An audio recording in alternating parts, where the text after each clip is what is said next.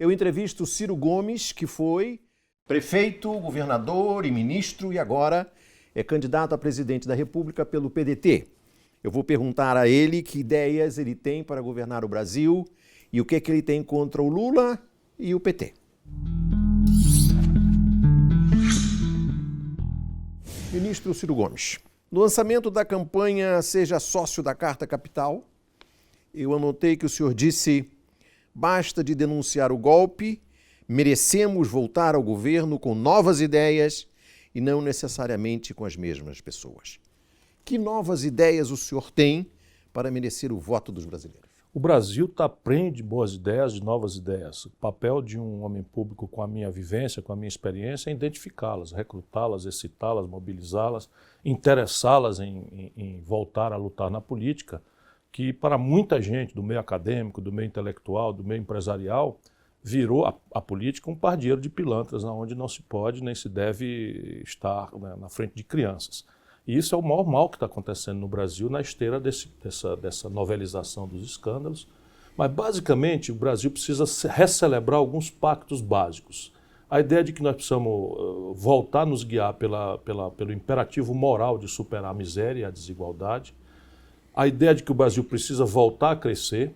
Hoje não está vigente essa ideia. Pelo contrário, o crescimento já há alguns anos é um efeito colateral, é um subproduto possível de vir ou não, e não está vindo, né, de uma engenhoca que nos foi vendido como ciência boa, sendo ideologia de baixa categoria.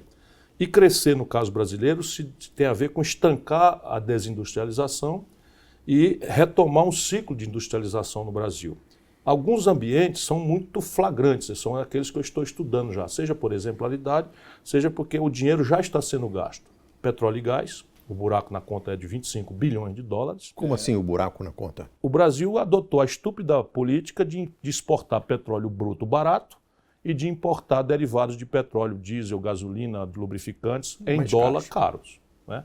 Quando a gente vendia o petróleo a 110 dólares ali no começo do governo Dilma, as coisas pareciam muito bem. Chegamos a vender a 30 dólares. Agora deu uma melhoradinha, mas não com suficiência para justificar que o país siga com essa política estúpida, e que inclusive está sendo agravada pelo atual governo na medida em que estão desmontando, esquartejando e vendendo a Petrobras a preço de banana, não é? Depois o complexo industrial da saúde.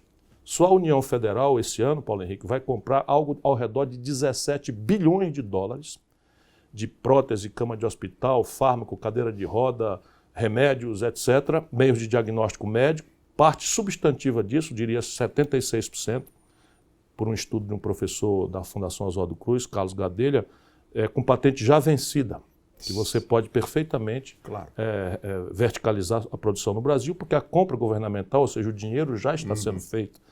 Terceiro, o complexo industrial do agronegócio.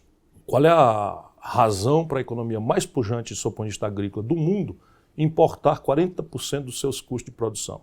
Não há uma única fábrica com contabilidade em real de fertilizantes, agrotóxicos, defensivo agrícola ou implementos agrícolas, né? Depois você tem o complexo industrial da defesa. Claro. Aqui tem a ver com várias questões muito sensíveis, mas também uma montanha de dinheiro que nós estamos gastando num setor que, fazendo-se um esforço de nacionalização, de verticalização interativo com a iniciativa privada e com parceiros internacionais que a gente pode perfeitamente achar no BRICS, não é?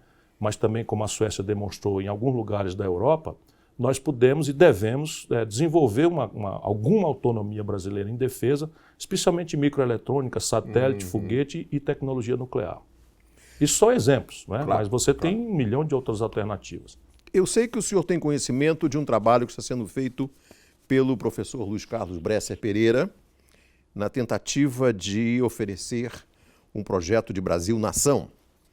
As medidas principais desse projeto são uma regra fiscal que permita a atuação contracíclica do gasto público, taxa básica de juros em nível mais baixo, compatível com o praticado em economias de estatura e grau de desenvolvimento iguais ao do Brasil, câmbio, a busca de um superávit na conta corrente do balanço de pagamentos compatível com taxa de câmbio competitiva, retomada do investimento público e reforma tributária que torne os impostos progressivos.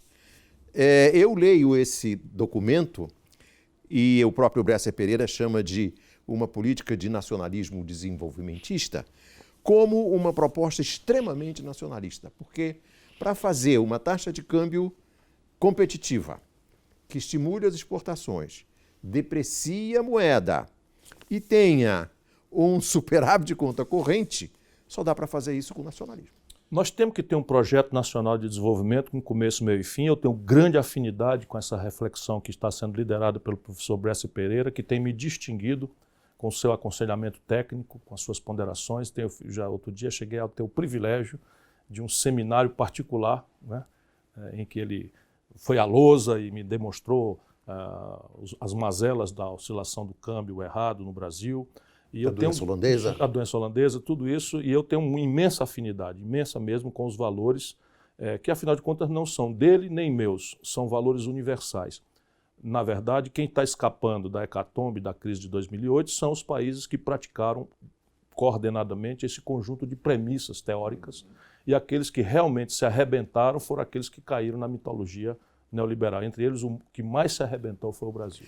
O senhor faria uma política de redução dramática da entrada de investimento estrangeiro no sentido de permitir um superávit na balança? Não é essa a questão. O pior dinheiro não é esse. O grande problema no Brasil é que a política monetária, na hora que a humanidade, há praticamente uma década, experimenta juros negativos na América, na Europa, na China, no Japão, na Coreia do Sul, o mundo inteiro, para confrontar a tragédia da crise de 2008, está praticando, nesse momento, ainda taxa de juros negativa há mais ou menos uma década. Exatamente. E nós estamos ainda em estratosféricos 12% ao ano, ou seja, no meio da pior depressão econômica, da maior crise fiscal da história, do maior desemprego da história, nós estamos elevando a taxa de juros real.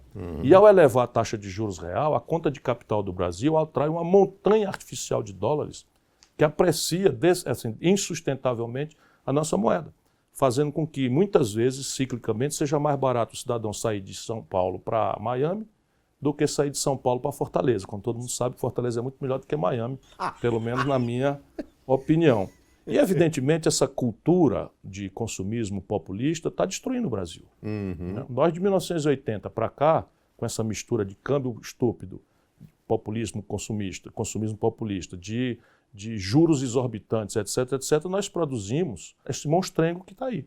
Né? O Brasil cresceu ridículos 2% ao ano em média. 2% ao ano. Éramos 1% do comércio mundial em 1980 e a China, com 900 milhões de habitantes, a gente com 130, representava o mesmo 1% do comércio mundial. Hoje nós atolamos em 1% do comércio mundial e a China 12,5% do PIB, do comércio mundial. Ou seja, nós estamos errados. O senhor fará uma reforma tributária que torne os impostos progressivos? É o que se impõe ao país. Eu já, como ministro da Fazenda, porque hoje em dia eu não acredito mais no discurso político, acho que a sociedade brasileira precisa se guiar por exemplos. E eu, quando fui ministro da Fazenda, eu criei uma alíquota de 35% no imposto de renda e uma alíquota menor para diminuir o peso sobre a classe média e os trabalhadores de melhor salário e aumentar um pouco o imposto de renda sobre os mais ricos. Foi eu virar as costas e o Fernando Henrique revogou isso. Né? Só 2 países da OCDE não cobram tributo sobre lucros e dividendos, o Brasil e a Lituânia. E o Brasil cobrava e o Fernando Henrique revogou. Sim. Evidentemente está errado. O Ceará, meu estado, que é um estado que vai passando ao largo do colapso que quebrou Rio de Janeiro, Minas Gerais, Rio Grande do Sul e mais 14 estados do Brasil, o Ceará cobra de imposto sobre heranças 8%, enquanto São Paulo cobra 4%.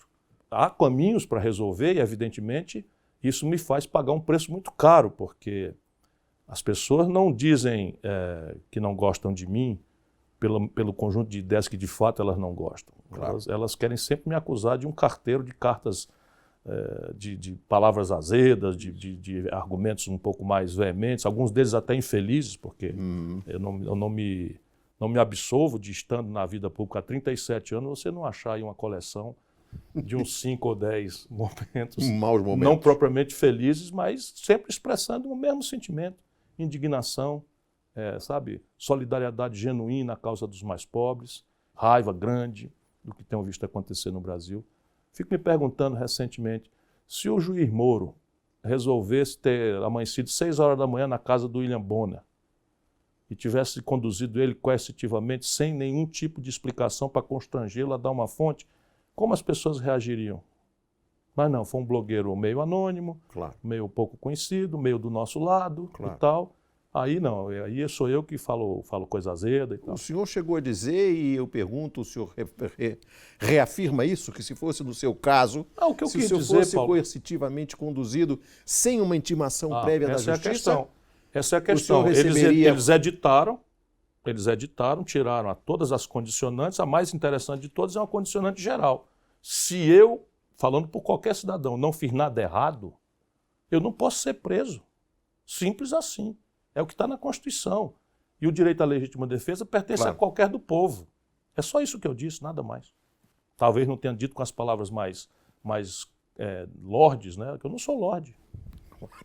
Mas repara uma coisa, eu estou perguntando de novo. Se o William Bonner tivesse sido ele próprio, conduzido da forma arbitrária, ilegal, né, violenta com que foi esse blogueiro, o Edu. como é que seria a reação dessa gente que hoje me censura? Sim. E daqueles que eu, no Conversa Fiada, chamo de PIG, o Partido da Imprensa Golpista. É simples assim.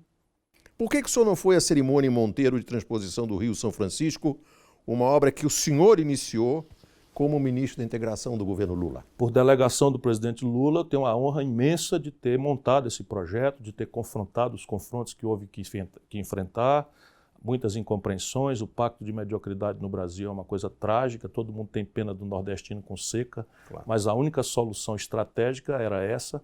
E eu tenho muita honra de ter ajudado o presidente Lula a tirar isso do papel desde que Dom Pedro II falou no assunto. Naquele dia, entretanto, eu estava com um filho um filho muito novinho, que eu tenho de 1 ano e 3 meses, tinha acabado de sair do hospital no sábado. E eu achei que eu devia ficar com ele. E foi só isso mesmo. O senhor sabe que o presidente Lula o elogiou naquele discurso. Sim, claro, eu sou muito grato.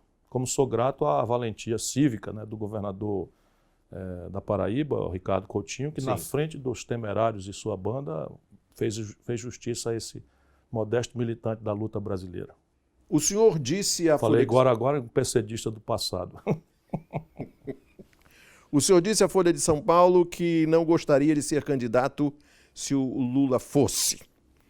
Por quê? Na verdade, eu disse uma coisa que também foi subtraída da frase. Como acontece comigo, eu uso apostos, falo as coisas Mas como aqui na elas são. televisão não tem- Pois é.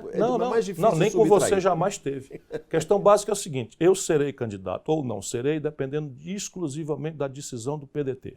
Claro. Se o PDT, o meu partido, quiser que eu seja candidato, eu vou e vou com entusiasmo juvenil. Porque eu estou lutando, me demiti de um emprego regiamente pago, que eu, estava com a vida que pedi a Deus, porque me considerei obrigado a vir para a luta por tudo que tem acontecido, por tudo que aconteceu no Brasil. Se o PDT quiser, eu apresentaria uma candidatura com todo entusiasmo, com muito amor à nação brasileira, com muita vontade de servir a esse grande país e ao seu povo como seu presidente. Entretanto, eu costumo cultivar a verdade. Né? Eu não gosto dessas hipocrisias que também fazem parte grave do colapso da própria respeitabilidade da política no Brasil. E vamos ter clareza, se o Lula for candidato, ele polarizará o quadro eleitoral brasileiro a seu favor e contra si. De uma maneira tal que uma candidatura como a minha, né, terá dificuldades imensas para Claro. explicar que lugar quer representar aí. Enfim, eu acho que a candidatura do Lula é ruim para ele. Por quê? Porque ele não conseguirá fazer a proeza que já fez. Na melhor hipótese, ele ganha. Ganha com o país tisnado de ódio, rachado em falta absoluta de escrúpulo, não é? Não existe mais o império da lei, o Estado de Direito foi rasgado, e ele assumiria nesse estado de coisas e com dificuldades muito grandes de fazer. Vai fazer o quê? Vai replicar os acordos que fez? Quem botou Michel Temer na linha de sucessão do Brasil foi ele, brincando de Deus. Né? Quem fez pactos, entregou Furnas ao Eduardo Cunha foi ele. Eu não me afastei porque estive ali, ajudei, etc. Mas eu acho que o Brasil não aguenta mais. Ou seja, para ele é ruim e para o país é um desserviço. Existe a possibilidade de ele perder a eleição? Acho que sim. Porque ele polariza. Sabe lá o que vai acontecer, Paulo Henrique? Daqui até 18. As pessoas ficam, os jornalistas e os políticos, a gente acha que pode fazer futurologia e tal. Mas o que está dado hoje, não é um quadro de degradação ainda maior do que esse que já praticamente nos põe num estado de anarquia. Você vê a troca de de chumbo entre ministro da Suprema Corte, Procuradoria-Geral Gilmar da Mendes República, e o Rodrigo Janot. Juízes prendendo blogueiro, enfim, uma direita fascista. O juiz que libera o vídeo da condução coercitiva do Lula para os diretores e produtores de um filme contra o Lula? Isto é uma aberração. Agora, repare, ele liberou uma conversa privada do presidente da República para a Globo. E o senhor disse que isso nos Estados Unidos estava prisão perpétua. Dependendo da motivação, é caso de pena de morte. Dependendo da causa. Porque é evidente, o presidente da República fala em coisas sensíveis. Claro. De política externa, de defesa, Claro. seja do que for. Isso é só ilegal, ponto. Tanto que ele pediu desculpas. Plantou prender o Guido Mantega dentro de um hospital. Em seguida revogou, porque houve uma repercussão muito grande. Ou a prisão era ilegal, ou a não prisão é ilegal. Não é assim. Agora mandou prender o rapaz e depois disse que em nome da liberdade de imprensa não vai mais investigar. Espera um pouquinho. Então agora é a repercussão da imprensa, não é mais a lei que orienta o ato vinculado do juiz. Isso eu sou da velha guarda, eu sou professor de direito constitucional. Então, tudo bem, vão se calando aí, vão se calando, eu podia escolher expressões mais modernas e eu ainda torço para que esse negócio funcione como o fim da impunidade. Mas eles estão fazendo o que foi feito com a Satyagraha. O brasileiro esquece muito rápido, mas já houve um delegado valentão, né, que prendia, botava flagrantes ilegais, que vazava para a imprensa, hoje está fora do país, foragido. Já houve um procurador da República, danadão, moralista, chicote moral do planeta, foi expulso da procuradoria. E aqueles acusados hoje... O juiz Fausto Martim de Santos, que foi perseguido pelo ministro Gilmar Mendes e hoje é juiz de velhinhos do INSS. É isso. E como se diz não o fizer senhor, dentro da lei... O Daniel Dantas está solto. Com um atestado de decência dado pela justiça brasileira. Então é isso que está fadado a Lava Jato a virar. Se alguns de nós não tiver, vamos dizer, volto a dizer, posso escolher melhor as palavras, mas estou muito indignado. O senhor presidente da República faria o que se tivesse em atividade um juiz como o Moro e uma força-tarefa como a Lava Jato e uma Polícia Federal como essa que está aí? O senhor dirigiria a Polícia Federal? A Polícia Federal tem que agir conforme a atividade vinculada. Ela, evidentemente, que a serviço de um mandado judicial não pode ter interferência do presidente da República. Mas as práticas, por exemplo, de vazamento seletivo, isso tudo é responsável do presidente da República. O código de ética, o disciplinamento da polícia, a obrigação que ela haja, em respeito aos primados da lei, do Estado de Direito Democrático, isso é tarefa inerente à autoridade do presidente da República. O senhor deixaria que um delegado que se considerou, que se confessou aecista, um outro delegado que fazia tiro ao alvo com o rosto da presidenta Dilma, permanecessem na força-tarefa da Lava Jato? Em nenhuma hipótese. Em nenhuma hipótese. Qualquer delegado que extrapole a sua isenção é suspeito imediatamente para perseguir ou presidir qualquer apuração deste ou daquele outro. E há de obedecer a um código de ética, que a Polícia Federal brasileira tem a melhor tradição. Essas coisas são novidade. Essa baderna, essa anarquia, isso é tudo novidade. A tradição da Polícia Federal é de muito profissionalismo. A maioria esmagadora dos delegados está muito incomodada com isso. Eu me lembro sempre de uma história de que me contou o meu grande amigo e seu também, o ministro Fernando Lira, que o Tancredo Neves convidou ele para ministro da Justiça e disse assim: Fernando, você pode escolher quem quiser. Agora o chefe de polícia vai ser o coronel Moacir Coelho. Isso. O senhor vai escolher o chefe de polícia? Eu vou escolher, sem dúvida. O senhor? Eu, pessoalmente. E ele será encarregado de garantir que a Polícia Federal seja aquilo que ela é. Uma das coisas mais importantes para a garantia do direito, do Estado de Direito Democrático. Portanto, ela sairá completamente de qualquer proselitismo político-partidário, sairá completamente dos holofotes da mídia vulgar, enfim, vai cumprir um código de ética muito severo. Como é que o senhor enfrentaria um juiz como o juiz Moro na vara de Curitiba fazendo o que faz o senhor presidente da República? Eu acho que os corruptos, pessoas, elas têm que ser punidas, seja pelo Moro, seja por quem for, seja qual seja a pessoa. Porém, por exemplo, destruir a Constituição Civil brasileira, destruir o protagonismo que nós temos em carnes. Isso é claramente o presidente da República, que tem que trazer para dentro da esfera do governo a questão da leniência, resolver essa parada. Isso não está na mão, que ele puna as pessoas. E eu sustento que deva puni-las severamente. Mas o aparelho de produção, claro, vai ver como a Alemanha enfrentou a crise ética da Volkswagen. Vai ver como a América do Norte enfrentou todas as questões da crise de 2008, as fraudes, etc, etc. Ela puniu severamente Então todas as empresas... as pessoas e salvou as empresas. Pelo contrário, na indústria automobilística, o que eles fizeram foi estatizar. O ministro Aragão, que já deu uma entrevista aqui onde está o senhor, lembra sempre que no pós-guerra da Alemanha, Sim, puniram aqueles que contribuíram com o nazismo claro. e preservaram as empresas. E os cérebros.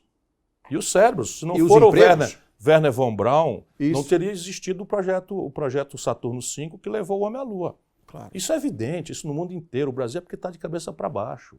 É um estado de anarquia, de falta de O autoridade. senhor preservaria a Odebrecht? Ah, mas sem nenhuma dúvida. Com toda a força. A e OAS, urgência. a Camargo? Todas, 100%. Desejando que punam, que sejam punidos e paguem severamente aqueles que eventualmente tenham descumprido o ditado da lei. Mas uma coisa é uma empresa. Sabe quantas pessoas trabalham, irmãos nossos, na hora de 13 milhões de desempregados, 7 milhões de brasileiros em condição precarizada de trabalho? Sabe quantos trabalham na indústria da carne? 470 mil pessoas. 470 mil. Vamos brincando. Vamos brincando. É claro que isso é intolerável, que você errou lá a cabeça de um porco, bote numa salsicha. Vamos punir esse cidadão que foi o responsável por isso. Às vezes você pode até forçar uma mão para mudança de controle. A força de um governo com moral, com autoridade, pode fazer um acordo, um entendimento para afastar até os controladores. Mas a empresa, o órgão de produção, de emprego, tem que ser preservada. Quantos anos custa, quantas décadas para adquirir expertise em construção pesada? Sabe o que aconteceu agora? O brasileiro precisa saber. O senhor Pedro Parente, que está dirigindo a Petrobras em nome dos mais escusos interesses internacionais, em nome dos golpistas brasileiros, fez uma licitação por carta convite, não é menor preço, é carta convite, não é uma concorrência, chamou 17 empresas internacionais e não chamou nenhuma brasileira alegando que estava enrolada em corrupção. Pois bem, 17 empresas chamadas, as 17 estão enroladas em algum tipo de escândalo nas suas respectivas cidades ou países. E assim nós estamos indo construindo um passivo em dólar impagável. Sentado nessa cadeira em que está o senhor, esteve aqui o senador Lindbergh Farias, que contou, que denunciou que o Pedro Parente entregou sem licitação uma parte do pré-sal. Sim, claro. Tá, ele pegou agora, está vendendo umas sondas que a Petrobras comprou por 730 milhões de dólares, está vendendo por um preço mínimo de 50 milhões. Tudo na cara do freguês. E pronto, e querem que eu fique calado, porque o homem tem que ser sereno, não pode ser presidente da República falando as coisas. Eu estou vendo tudo que está acontecendo. Não é o objetivo dessa entrevista. Não é o objetivo nem dessa nem de um. Eu não vou me calar. Perfeito. Vou tentar fazer um pouco mais lorde, não sei o que e tal, mas eu estou muito indignado, não é pouco indignado. Não. O senhor acha que o presidente Lula deveria fazer como o Brizola fez e saiu de campo e viu que tinha uma nova liderança e apoiou o Lula, e o Lula fazer o mesmo e apoiar o Ciro Gomes? A mim não necessariamente, porque ele é muito maior do que eu, mas acho que o Lula, com a autoridade que ele tem, com a memória de bem-querência e de respeito que ele ainda mantém com imensas fatias do nosso povo, tem um papel para cumprir de dar passagem a uma coisa nova. Se não, meu irmão, veja bem, vamos lá projetar 2018, Lula candidato. Aí qualquer um, vamos supor um Dória desse, chega de paraquedas, faz de conta, né, que não é político. Que nunca foi presidente da Embratur. Nunca foi presidente da Embratur, nunca respondeu a 1000 malfeitos no Tribunal de Contas, nunca recebeu uma montanha de milhões de reais dos governos do PSDB de Minas, do governo de São Bento. Chega lá, bafejado pela onda de reacionarismo brasileiro e tal, é o gestor, não é político e tal, vamos lá. Aí o Lula se apresenta para o debate. Aí ele vai dizer, o Lula fala, tá errado, 13 milhões de desemprego. Quem botou o Michel Temer lá foi você, Lula. O que o Lula vai dizer? O Eduardo Cunha é um corrupto que derrubou a Dilma, deu um golpe. E por que vocês votaram neles agora no Eunício Oliveira e no menino do César Maia para a direção do... Percebe? Não dá para os valores graves que nós temos envolvidos nessa luta, não é, a gente não fazer uma autocrítica. Aí não pode ser eu, não precisa ser eu. Mas é preciso dar passagem a uma coisa nova, novas ideias, novos desenhos de compreender a economia. Que para nós o Lula conservou exatamente a mesma trempe reacionária e que está quebrando o Brasil do Fernando Henrique. Rigorosamente o senhor diria coisa. Que o senhor já disse... Câmbio flutuante, superávit primário... câmbio flexível, meta de inflacionária. Tá certo? O que o Lula conseguiu proezas em direção ao povo, eu estava lá ajudando, e dou testemunho. O salário mínimo saiu de 76 dólares a poder de compra para 320. né? A proteção, o crédito saiu de 25% para 55% do PIB, em direção ao povo. Sim. Crédito para a agricultura familiar, crédito consignado, crédito para a construção civil, Minha Casa Minha Vida, está tudo sendo desmontado, porque a única mudança institucional que o Lula fez nesses anos todos foi a tomada de Três Pinos. Essa da tomada de Três Pinos foi a única mudança assim. O resto eles estão desmontando tudo porque não houve uma mudança institucional que desse ao povo alguma segurança de não precisar de mim, nem dele, nem de ninguém, né, porque seriam avanços que nós conquistamos. A rede de proteção social, o Nordeste passou 5 anos de seca agora, não houve um saque. Isso. Por quê? As cidades não foram invadidas por hordas de pessoas humilhadas, com a mão calejada de trabalho, magra, pedindo esmola, porque nós criamos uma rede de proteção social verdadeira, onde a fome não existe mais, a não ser por defeito de cadastro. Tudo isso, mais acesso a jovens pobres à universidade. Então, cisternas. Eu não tenho nenhum arrependimento, pelo contrário, tenho muito orgulho de ter ajudado este projeto. Só acho que o futuro do Brasil pede uma coisa nova. Não é uma pessoa nova, não posso eu me admitir, me afirmar, me identificar como tal. Mas é preciso que alguém ou algo produza essa nova ideia e não tenha que ficar se explicando dessas contradições todas. Seu partido, o PDT, tem 20 deputados federais e um senador. Como é que o senhor iria governar? Primeiro, se eu for eleito, o partido vai imediatamente para 80, que é a tradição brasileira.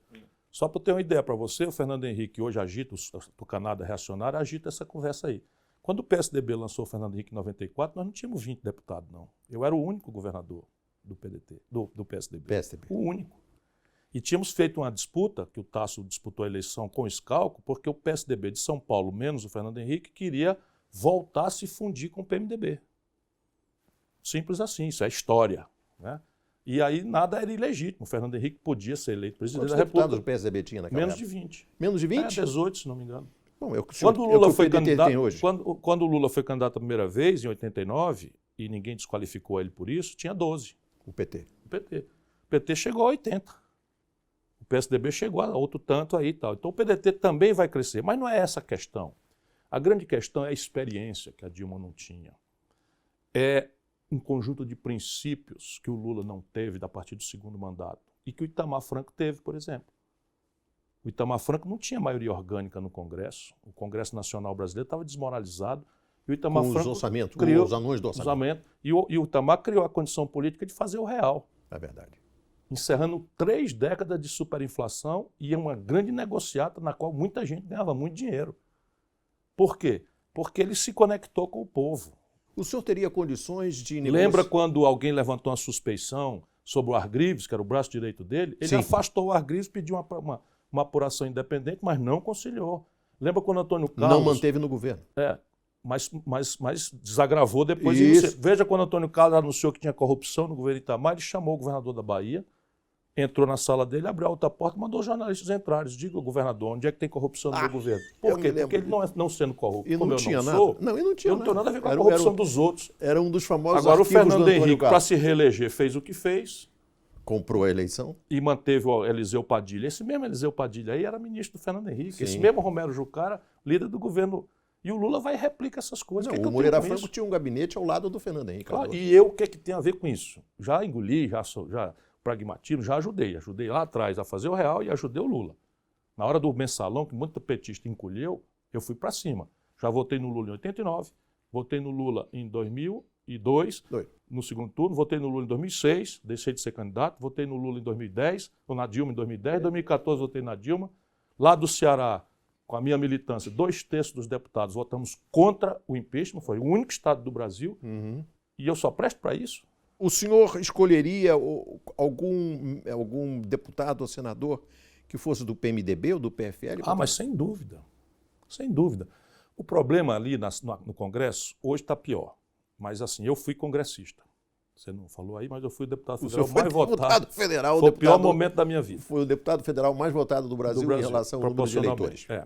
Então, repare, peguei o Michel Temer de presidente, peguei o Eduardo Cunha controlando a Comissão de Constituição e Justiça. O Temer e o Cunha tinham uma tabelinha ali? O tempo inteiro. É porque o jornalismo brasileiro tem faltado à República. Tem faltado à República. Se você pegar o conjunto de medidas provisórias que o Temer, na constância de presidente da Câmara, que recebeu e que despachou com interesses econômicos envolvidos para o Eduardo Cunha ser o relator, e ele em todos enxertou emendas com interesse econômico, tomando propina, O jabutis? o jabutis, você vai ver o escândalo mais claro do mundo. Um deles lá eu chamei o Eduardo Cunha de ladrão. Aí tudo bem, naquela data eu sou destemperado, eu sou não sei o que e tal, eu sou obrigado a esperar 20 anos, 12 anos, 15 anos para todo mundo ver que o cara está assaltando a República, no meu lado, e eu estou omisso, só porque não é assim que se fala, tem que achar uma palavra mais elegante. Eu estou meio invocado com esse assunto hoje aqui. Eu sei. Mas não vou abrir mais não, eu estou velho, eu vou fazer 60 anos esse ano e ninguém diz é que eu respondi a um inquérito, nem para ser absolvido. Esse aqui eu posso apresentar para o povo PDT brasileiro. foi delatado por ter recebido dinheiro de empreiteira. Não recebeu. Como financiar as campanhas? Sim, primeiro não recebeu. Não. Os camaradas falaram isso, eles estavam confundindo numa ligação telefônica PTB com PDT. Porque nós não tínhamos nada a ver com o negócio de fiscalização, não sei de que e tal. Né? O Lupe me esclareceu que não houve isso absolutamente e tal. Carlos Lupe, presidente Eu do PDT. defendo, Paulo Henrique, num livro que eu escrevi, para não ser oportunista de hoje, inclusive hoje eu estou contra as minhas próprias ideias, vou explicar também por quê. Eu escrevi um livro em 1995 com o professor Roberto Mangabeira Unger.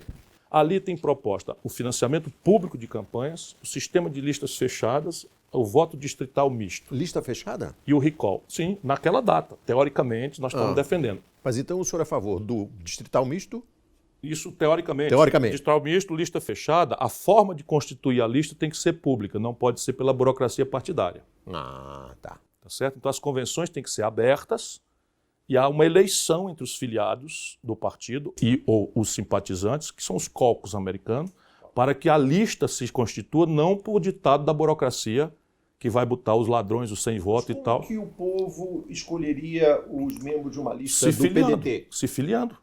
Se filiando, se ele tem simpatia pelo nosso ideário, ou por mim, vamos lá, porque é normal também que nos países onde há o sistema de lista, as pessoas olham para o primeiro da lista, ou o segundo da lista, que são os representantes daquele ideário. Perfeito. Mas o ideal é que você se filie ao partido. Então, o conjunto da sociedade acha o partido da sua predileção, se filie e passa a ter influência direta na eleição, como é na América. Os partidos, a escolha de um candidato a presidente nos Estados Unidos, quanto mais da lista de deputados, é tudo feito com participação popular por 1 ano e meio, 2 anos. Sim, sim. São os caucus que eles falam, caucus do GLBT, É caucus do... E o financiamento das campanhas? Sou a favor que seja público. Público. Porém, Sem eu não vejo mal nenhum no financiamento empresarial, desde que se ponha sobre ele a luz do controle social, a transparência radical. O que é que eu advogo? Você obriga que os partidos anunciem no mesmo status da propaganda da televisão os seus anunciantes. Este programa e este candidato é financiado com as seguintes contribuições. Odebrecht, 500 mil, OAS não deu sei quem tanto. tanto tal. E a população, por quê? Repare, o poder econômico é um dado irremovível da realidade. Não adianta a gente ter aversão a isso. A moral católica, muitas vezes de boa fé, né, afirma que é mais fácil um camelo passar no fundo de uma agulha do que um rico ganhar o reino dos céus. Mas isso é metáfora. Né? O poder econômico é um dado irremovível da realidade. Portanto, a única forma de você ver o que o poder econômico está fazendo em relação ao poder real, poder político, é luz. Transparência, controle social, de maneira que quando eu for escolher o meu candidato, eu agrego entre os valores que eu vou usar, né, que tipo de financiamento ele faz. Aí eu permito a um candidato honesto, não se misturar com os outros. Como diz aquele juiz americano, o sol é o melhor desinfetante. É o melhor desinfetante. A matéria podre não resiste ao sol, é isso aí. O presidente Ciro... Nós temos uma alternativa para a transição trágica que nós estamos vivendo aí. Nós podíamos estatizar as 2 próximas campanhas nacionais. Como assim? Ao invés de dinheiro para os políticos, para os partidos, nós entregaríamos todo o dinheiro para o Tribunal Eleitoral, que unificaria as linguagens e faria a campanha. Por transição, para a gente purgar esse desastre que está aí. E o senhor acha que nós vamos ter eleição em 2018? Ah, sim, acho. Tenho que achar, senão eu já tinha que... não se pode falar nem metaforicamente, mas há momento de lutar. E as linguagens da luta são dadas pelo adverso, pelo inimigo. Mas como diz o Como meu é que amigo Nós vamos ter eleição? Meu amigo Fernando Moraes, jornalista, escritor, será que eles deram esse golpe para deixar o Lula ser presidente? Vão fazer o diabo para que não aconteça. Mas será que eles têm capacidade de, na frente do povo, de subtrair o calendário eleitoral? A campanha de Gilmar Mendes já está na rua. Sim, mas é para eleição indireta, porque vão caçar o Michel Temer, provavelmente. Vão? Acredito. E o Gilmar... Menos por amor à ética e mais porque, conforme previsto, ele não está entregando os valores que deram a ele a presidência da República por esse golpe. A administração fiscal, especialmente, é a mais ruinosa da história do país. Tudo bem, tem a PEC 55 para o futuro, que vai congelar em 20 anos o gasto com a saúde, com a educação, que, como todo mundo sabe, está sobrando dinheiro. Estou fazendo ironia trágica aqui. Mas esse ano, amanhã, estou falando para você na segunda à noite. Terça-feira, o Meirelles vai convocar uma entrevista e vai dizer o corte de sei lá quantos bilhões de reais no orçamento, que já não tem nada, e mais o aumento de impostos. Precário, porque ainda vem mais outra rodada de aumento de impostos, para chegar ao astronômico número de 139 bilhões de reais de déficit primário, que é o déficit excluído os 600 bilhões de reais sufocar juro da o país. dívida. Quebraram o Brasil, quebraram o país. Vai sufocar o país. E aí, repare, porque a receita está despencando. Não tem receita. Então, mas o senhor não acha que o presidente Gilmar Mendes... não vai entregar a reforma da Previdência, não entrega a reforma trabalhista. E aí a plutocracia está dizendo, não entrega, vai ficar aí fazendo de conta Os que é empresários já presidente. estão querendo a cabeça da presidente do BNDES? Muito justo. Ela entregou 100 bilhões de reais na maior pedalada fiscal da história do capitalismo mundial. Não por culpa dela, mas o temerário fez. Ninguém sabe disso. O BNDES tinha ali 100 bilhões de capitalização para financiar a atividade produtiva, etc, etc. Com a TJLP que eu criei quando fui ministro da Fazenda, que é uma taxa de juros diferente dessa imoralidade que está aí quebrando o país. E o Michel Temer exigiu que o BNDES antecipasse em 10 anos, 12 anos, 14 anos, 100 bilhões de reais e jogou tudo no saco sem fundo da dívida, mascarando o déficit. Ou seja, pegou uma receita que só existe uma vez, como se você vendesse a casa para pagar a diferença do que você gasta mais do que arrecada por mês. Eles fizeram isso. O número do ano passado está artificializado em 100 bilhões, fora outras coisas. E eles vão agora tentar fazer o negócio. Só que a receita despencando, já mentiram para o povo, vão aumentar impostos. Amanhã. O senhor tem conversado com empresários Bastante. que estão insatisfeitos com esse governo? Estão muito insatisfeitos com o governo, mas eles têm uma afinidade na agenda, nas manchetes da agenda. Eu estou tentando mostrar para eles que as manchetes da agenda têm afinidade comigo também. Tinha com a Dilma também, tinha com o Lula também. A questão é como é que você pratica essas manchetes. Austeridade fiscal. É alguém aqui a favor de... Coisa aí, a Dilma falava em austeridade fiscal, nomeou o Levi, né, que, francamente, eu devo até poupar aqui maiores comentários e tal, e fez renúncia fiscal de 84 bilhões de reais em 2014 para os oligopólios, transformaram em remessa de lucro para o estrangeiro. Arruinou o país, já começa a ruína ali. E então o Michel Temer está repetindo a mesma coisa, né? O mesmo ideário, a mesma coisa. Não por acaso, veja, de novo o Lula insistiu publicamente muitas vezes que a Dilma devia nomear o Meirelles ministro da Fazenda. Aí nós denunciamos um golpe, eu acredito firmemente que nós estamos sob um golpe de Estado, porque derrubamos um presidente sem cometimento de crime de responsabilidade. Então é um golpe parlamentar, protocolar, etc., como os golpes do Paraguai, golpes não sei aonde e tal. Que não seria dado se não fosse a TV Globo? Sim, é a imprensa, a grande imprensa que é sócia desse negócio, né? Aí o que acontece? Nós dizemos que teve um golpe e o golpista nomeia para ministro da Fazenda quem? O Meirelles, que o Lula queria que fosse ministro da Dilma. Tem uma coisa errada aí, né? Tem uma coisa definitivamente Pergunta, errada. o senhor presidente da República defenderia uma regulação dos meios de comunicação? Não. O que faria? Eu acho que no poder, quer dizer, até como acadêmico, como coisa e tal, eu percebo a impertinência da propriedade cruzada de meios de mídia, sabe, o oligopólio e tal, como acadêmico. Mas jogando o jogo do poder... propriedade de emissoras de televisão por políticos. Também. Eu, por exemplo, não tenho. Né? Nem rádio. Não tenho TV, não tenho rádio, não tenho jornal. E olha que fui ministro da Fazenda, fui... Governador. Eu falo umas palavras azedas, mas não tenho rádio, não tenho televisão, não tenho empresa, não sou sócio de ninguém e tal. Né? Então, se eu falo as palavras azedas, eu volto com a consequência disso para minha casa. Mas... molecagem, usar o poder, o prestígio que o povo cearense me deu para enriquecer ou para ter poder de televisão, não tenho, nenhum. Né? Mas repare, isto é uma impertinência. Agora, eu estou me propondo aí ao poder. Tá.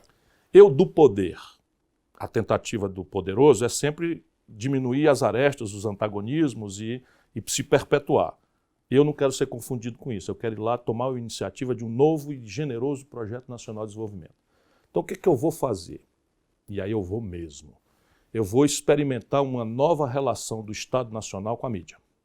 Eu vou criar mecanismo de financiamento de cooperativas de jornalistas, produtores culturais, artistas, para disseminar ao máximo os centros de produção e difusão, e vou fortalecer os meios disso aí também. Vou mudar o critério de distribuição da verba publicitária, pesadamente. Mas a Dilma instituiu o regime da mídia técnica, que resultou, segundo o Requião, a mídia técnica é tudo que a Globo queria ouvir. Mas é evidente, mas se você pega um status quo e pega o Estado Nacional Brasileiro, através do anúncio de setores monopolistas, como Petrobras, Banco do Brasil, não é monopolista propriamente, e você simplesmente replica, você está fazendo um conservadorismo que é muito ruim. Então você deixa a liberdade, combate os abusos como o Xoxo imaginou que deveria se combater. O Xoxo dizia que um político reclamar da imprensa é como um marinheiro reclamar do mar. Né? Eu meio que aprendi essa lição. Eu sou vítima quase diária. Isso. Né, de manipulações e cortes e edições, etc. Porém, eu estou maduro, como o Xoxo disse, eu acho que não adianta eu ficar reclamando. O que eu posso fazer é dizer, deixar que tem aqui um pé de cate-espera. Né? O que é isso? Um pé de cate-espera. Isso é cearês? É totalmente cearês. Deixa que uma hora dessa eu chego lá e a gente se entende. A grande questão é, se o juiz tivesse mandado prender às 6 horas da manhã o William Bonner, como é que a gente ia reagir? Essa é a questão.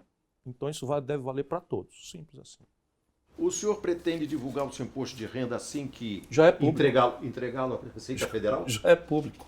Já é público. Eu nunca, toda a vida, como eu sou candidato ciclicamente, está lá. Inclusive o mais atual. Não, assim que eu entregar a declaração está disponível. É simples. O senhor divulgará onde?